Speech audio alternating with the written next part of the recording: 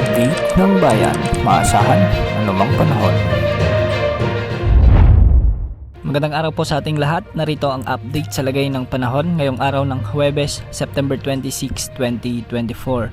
Sa ngayon ay may umiiral na ITCZ o Intertropical Convergence Zone na siyang nakakaapekto sa malaking bahagi ng Visayas, Mindanao at sa may Palawan. Samantalang easterlies naman ang nakakaapekto sa Bicol region at ilang bahagi ng Calabarzon. Localized thunderstorms naman ang iiral sa Metro Manila at nalalabing bahagi ng bansa. Sa araw nga na ito, asahan ang maulap na kalangitan na may mga kalat-kalat na pag-ulan at pagkidlat pagkulog dulot ng umiiral na Intertropical Convergence Zone. Ito ay nakakaapekto ngayon sa Eastern at Central Visayas, lalo na sa may Samar at Leyte provinces, sa may Cebu province, sa may Bohol at ilang bahagi ng Masbate.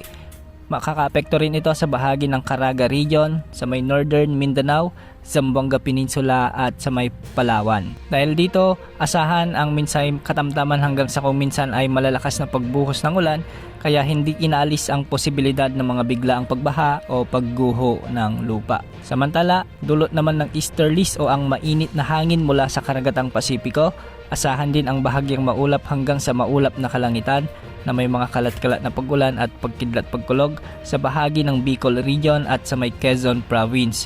Ang mga lugar na ito ay makakaranas ng kung minsay ay malalakas na pagbuhos ng ulan, kaya posible rin ang mga biglaang pagbaha at pagguho ng lupa. Samantala sa Metro Manila, Ilocos region, Central Luzon at ilang bahagi ng Cordillera at Cagayan Valley, makakaranas naman ng bahagyang maulap hanggang sa maulap na kalangitan na may mga kalat-kalat na pagulan at pagkidlat pagkulog.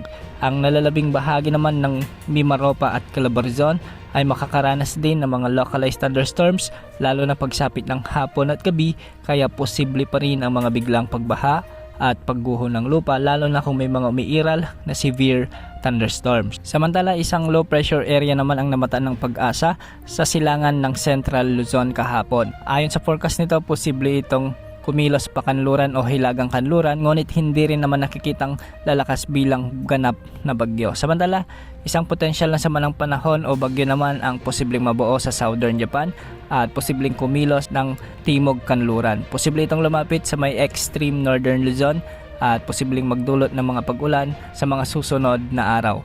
Hindi rin inaalis ang posibilidad na lalapit pa ito sa kalupaan ng Hilagang Luzon, kaya umantabay sa mga susunod na update ukol sa potensyal na sama ng panahon na ito. Yan ang update sa lagay ng panahon. Ito pong weather update ng bayan, maasahan anumang panahon.